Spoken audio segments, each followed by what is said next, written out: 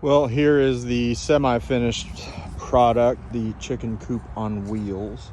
Give you the quick tour. We used that corrugated metal from a barn demo that I did earlier this year, or I'm sorry, last year. But if you can see here, I'm gonna put handles on these doors, but they open. I'm gonna put probably plastic on this just so they get a little bit of light in here. But anyway, you open this up, you can pick up whatever eggs you might have. Got a roost bar there. Got another roost bar right there that's removable so we can get in.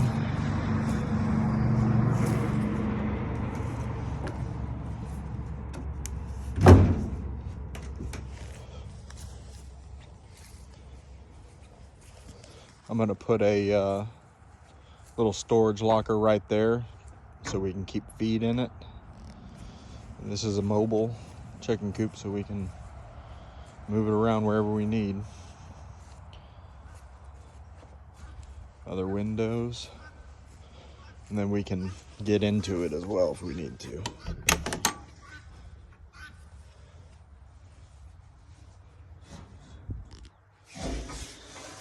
This comes down.